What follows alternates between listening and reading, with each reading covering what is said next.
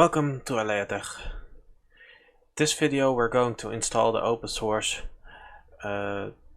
operating system OpenMediaVault on the hardware we built in the last part of this series. Let's start the machine and start installing the software.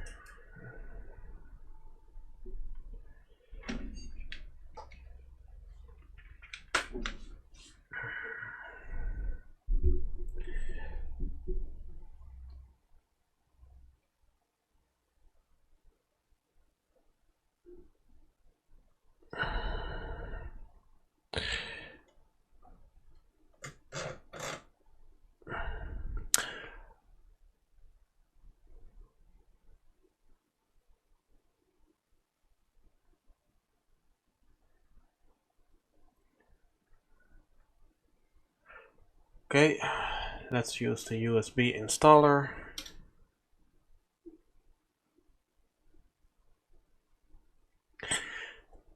As you can see, I'm using Ventoy, so I can easily use one USB stick for multiple operating systems. We're going to install OpenMediaVault 5.3.9 on this machine.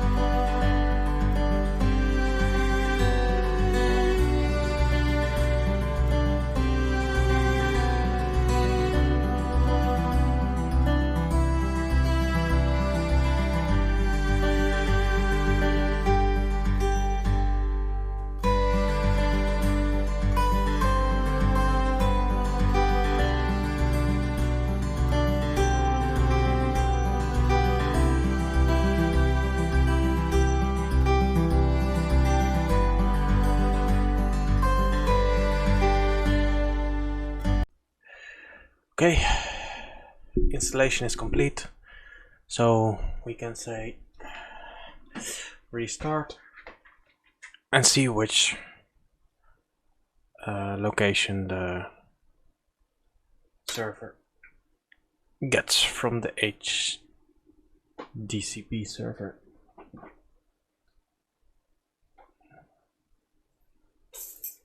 Removing the install media.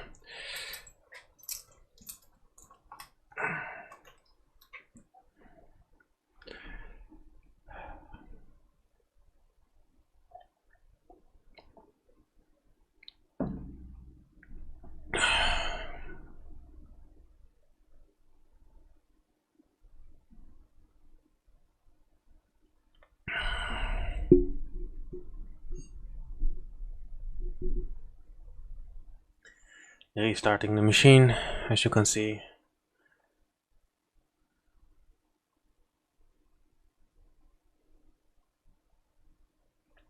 Initializing the SUS HBA controller.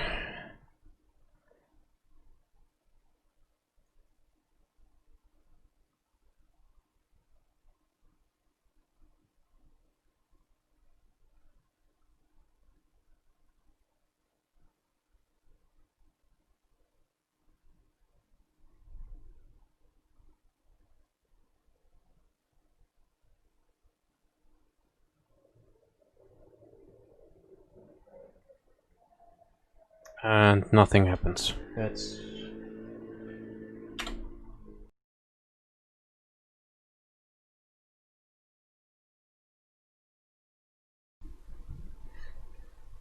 okay. It's the next day now. Had to reinstall the OS on the correct drive this time.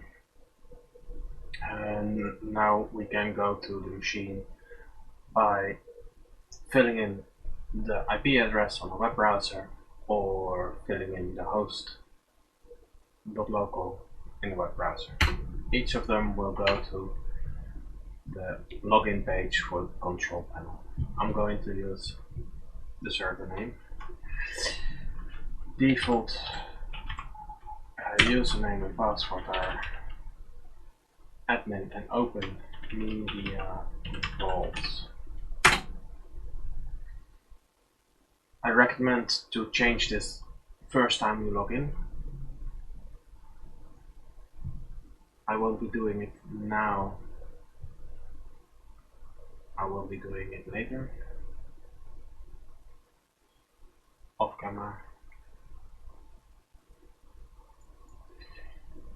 Every time you make a change to your configuration, you get this message.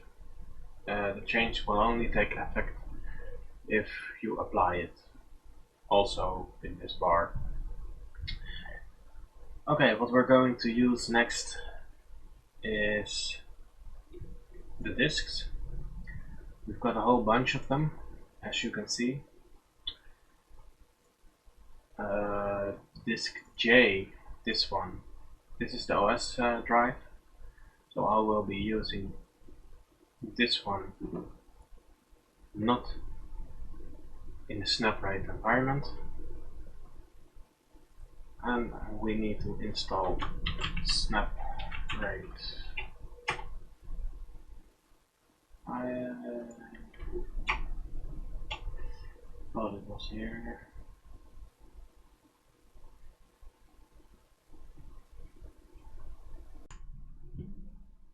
To install SnapRAID, we need OMV extras.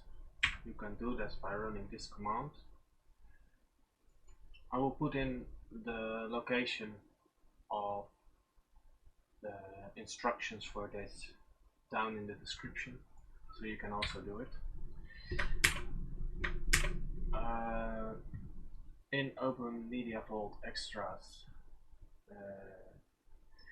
gives a lot of extra plugins as well. We've got a couple of configuration settings. We're interested in the SnapRAID plugin, and we want to install this. This will install SnapRAID. I can show you what SnapRAID is. This is the web page of SnapRAID. It's a RAID variant where you do not use striping on the disks, so it's a bit different than RAID. It's not really RAID, still you have your disk volumes. Install this one, yes.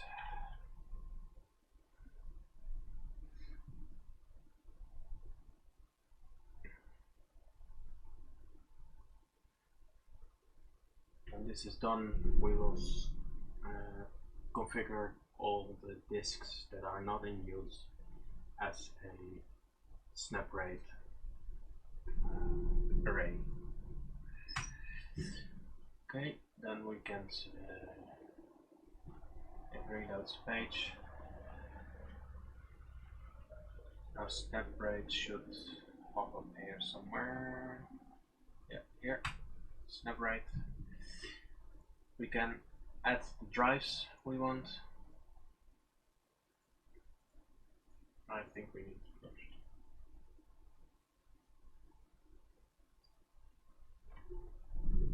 This is the list of drives we have. A bunch of 500 gigs and a couple that are smaller. Now we can configure it that we will use one of the biggest size of the disks as a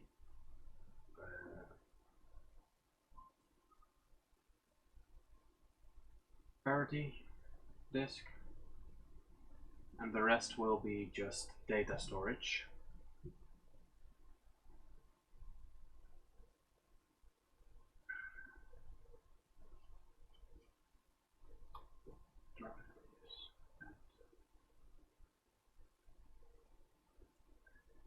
I don't know why it's not loading.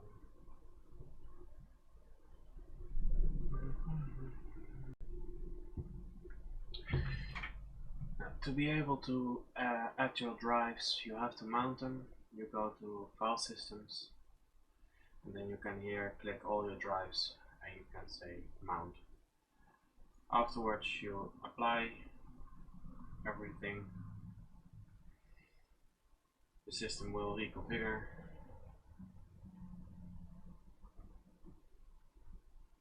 This usually takes a bit. And now we can create our SnapRAID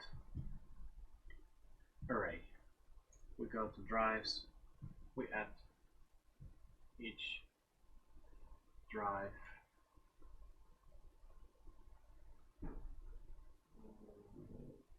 make it content drive,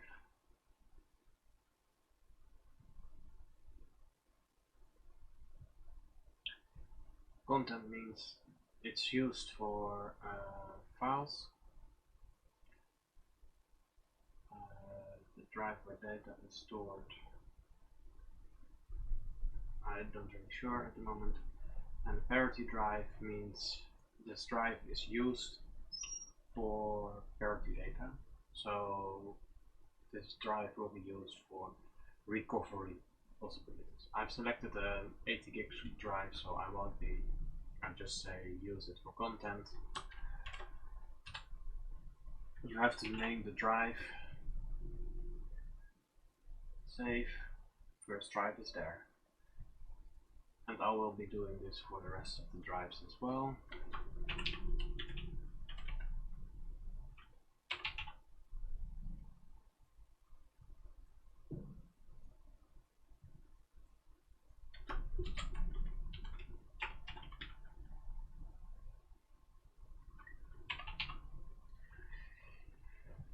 This drive I will be using as a parity drive.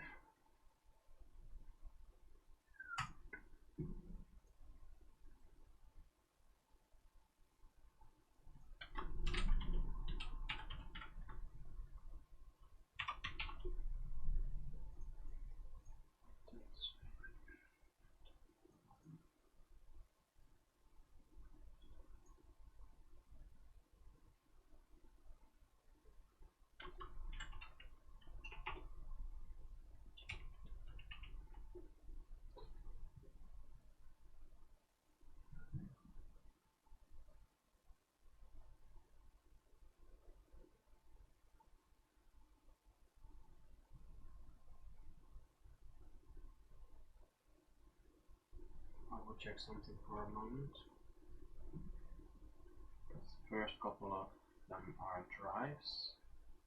The rest of them are partitions on the drive. I have to check which disks they belong to. SPB is this one.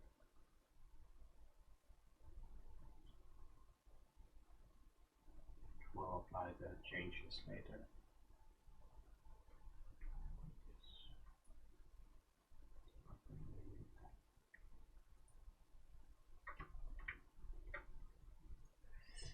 I just opened a new tab of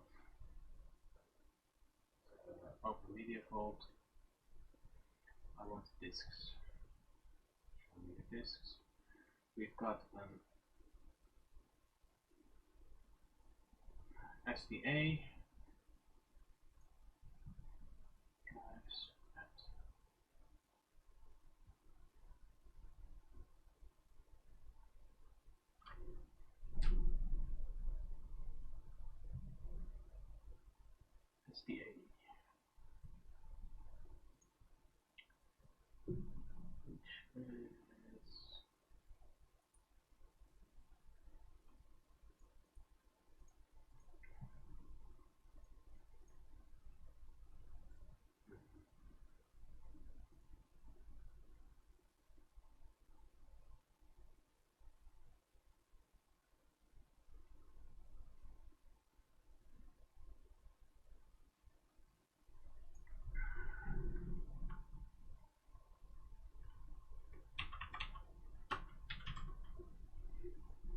also be a content drive.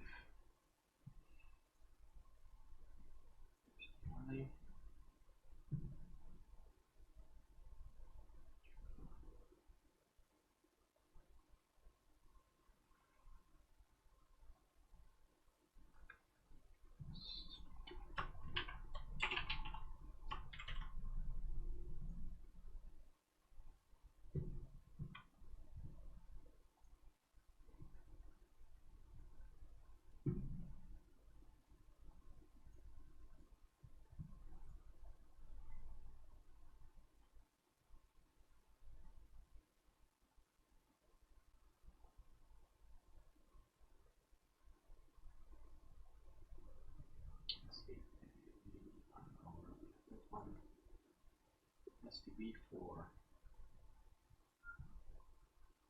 STB, this one has 4 partitions on the drive.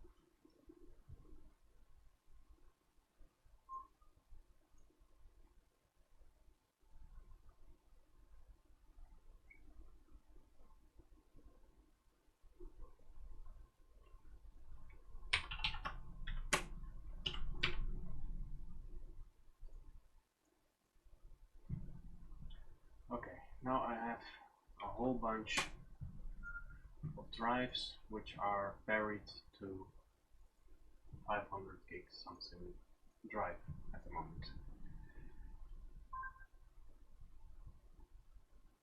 Now we need to create one directory from this whole bunch of drives.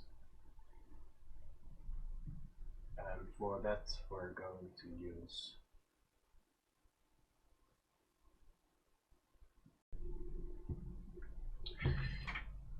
to be able to add your drives, you have to mount them. You go to File Systems, and then you can here click all your drives, and you can say mount. Afterwards, you apply everything. The system will reconfigure.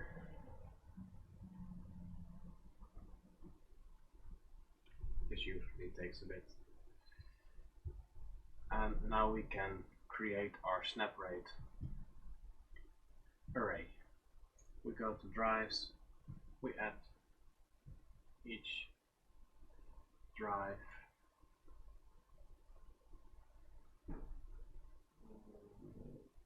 make it content drive,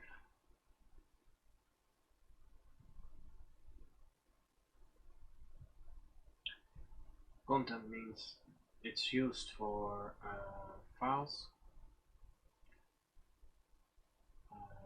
the drive where data is stored. I don't really sure at the moment. And parity drive means this drive is used for parity data, so this drive will be used for recovery possibilities. I've selected an 80 gig drive, so I won't be, I'll just say use it for content. You have to name the drive, save, first drive is there. And I will be doing this for the rest of the drives as well.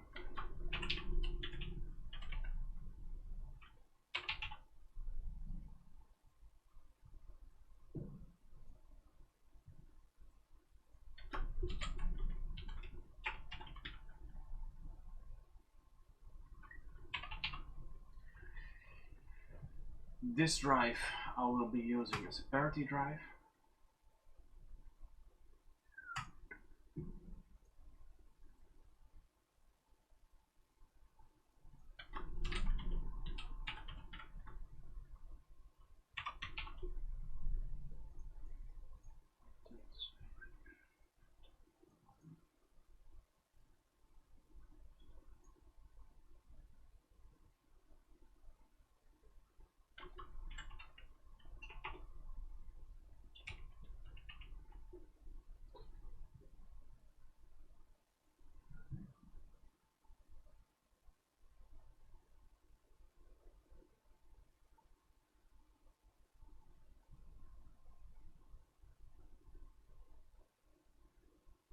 I will check something for a moment.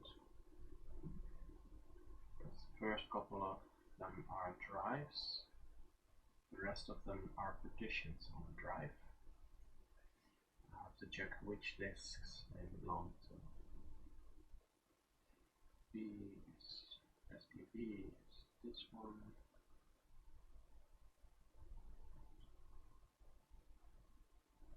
We'll apply the changes later.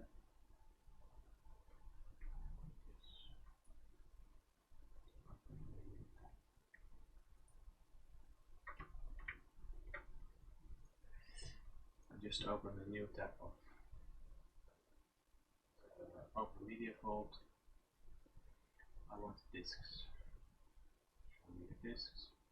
We've got an SDA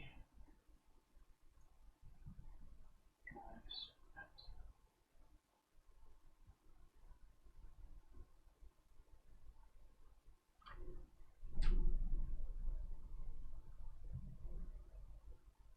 SDA. Which is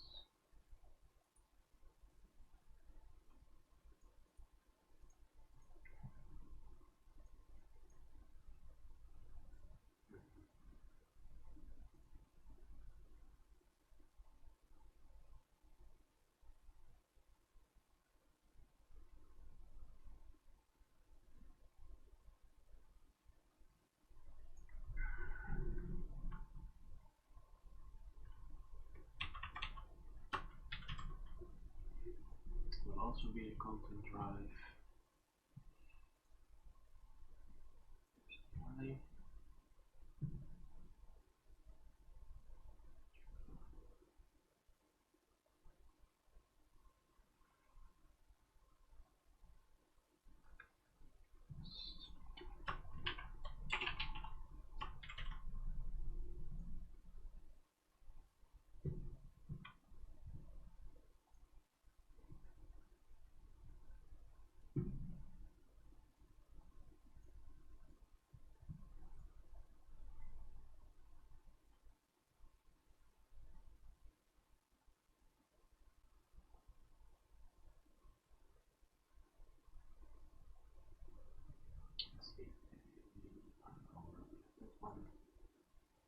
STB4. STB is this one. It has 4 partitions on the drive.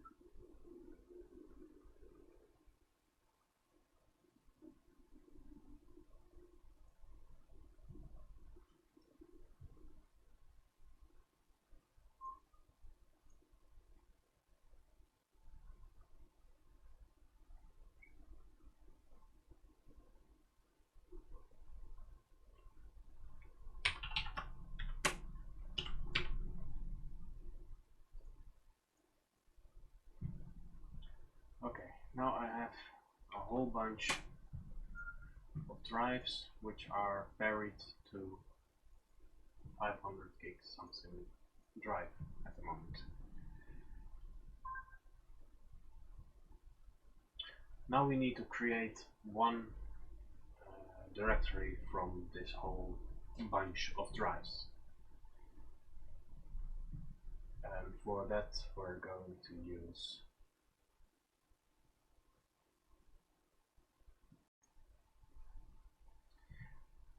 to merge the different drives that are in the SnapRAID array. You can see them here, into one file system, so you can just use it as a normal mount on your machine. You can use either MergerFS or UnionFS. Both make it possible to create a file system from multiple disks. I will install both of them and we will look through them, what the possibilities are.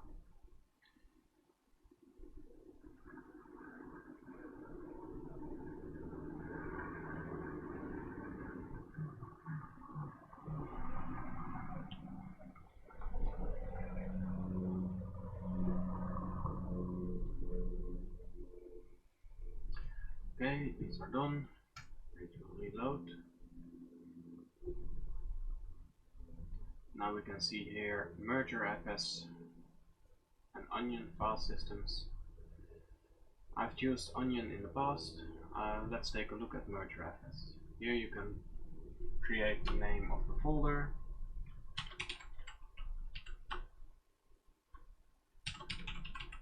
Let's name it merge drives. And here you have to create each path. This is a bit harder to use than UnionFS, where you can just select the drives you want from a list. It's loading all the drives now.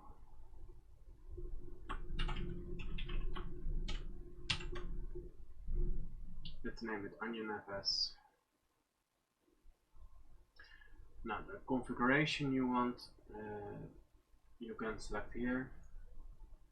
Here you can say where to place the files in what order.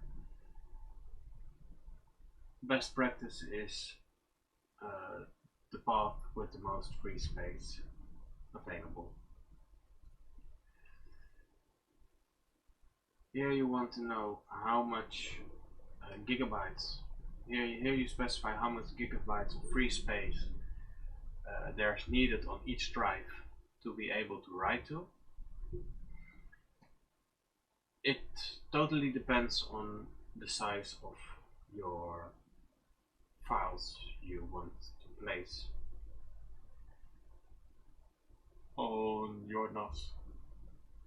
If it's bigger than 4 gigs, set it to the big part, and just make sure that on every drive there's at least this amount available for if you want to try to write something to the NAS. Now here we can select all the different drives. We want to be S1. We only want, we want everything in this list.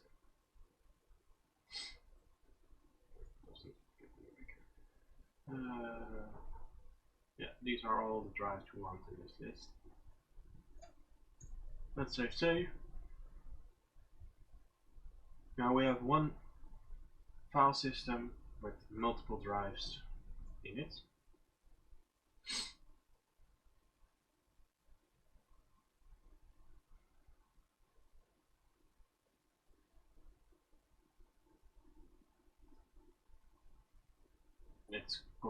It's applying the configuration. now we can see it in Filesystem.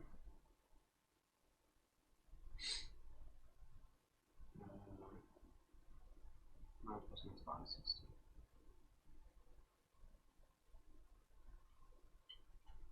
Now, yeah, you can see it in Filesystem, and you can also see the mount point where it's at on the server.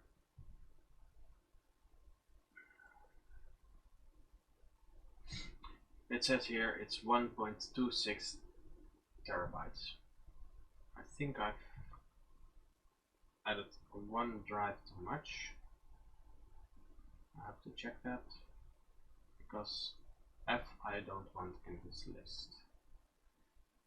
So let's go back to UnionFS. Yeah, F is there. So I want to deselect the F drive, because the F drive is the drive which is used for parity. Now we can go back to the file systems, and here we see UnionFS 1.71 terabytes.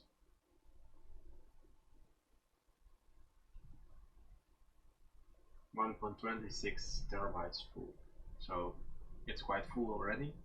As you can see, I have not written anything to the drives, but there's still data on them. I've used these drives before, and there is data on them, and you don't lose the data if you use this file system. You can also add and remove drives if it pleases you. Now let's see if we can mount this somewhere. Let's make it a shared folder. Add a shared folder, name, share, and use the UnionFS file system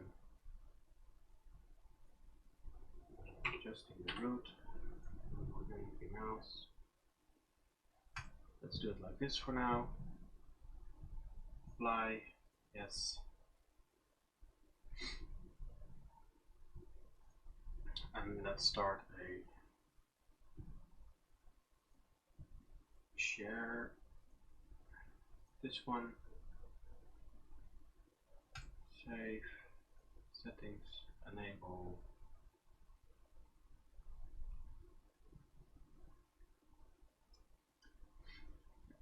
Should be fine.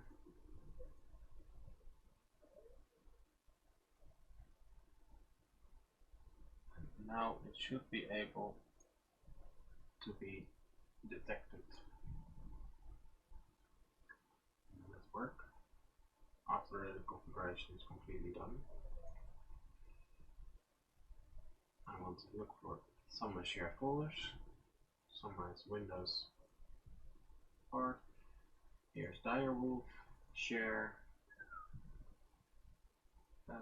Let's try anonymous. Okay, we can't go in anonymous, so I'll do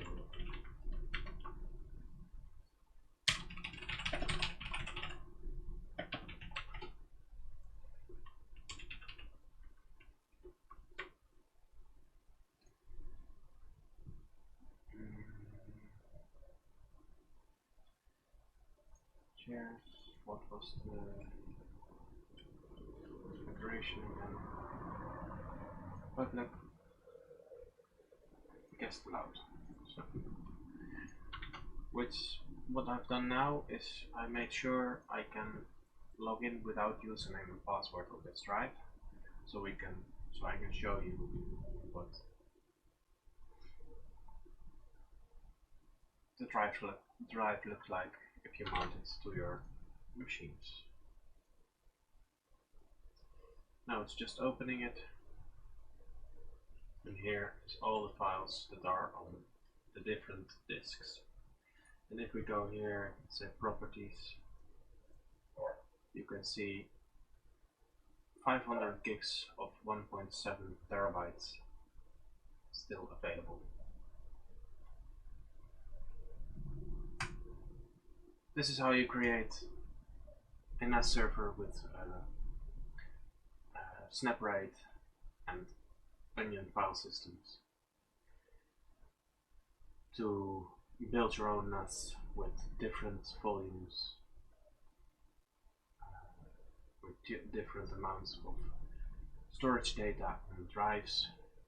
I've used a bunch of old drives that I had laying around. This also allows you to extend the drives as many times as you want. If you go put in a bigger drive than the parity disk, you also have to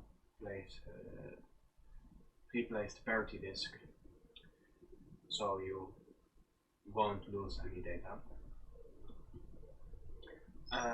You can do multiple parity disks. Each parity disk makes sure that one or more drives can fail. So for one parity disk, if one drive in the array fails, you can rebuild it from the parity disk.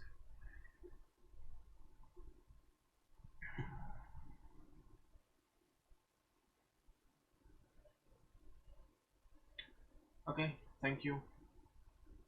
If you like this series, please give it a like, join the channel, and watch the previous video.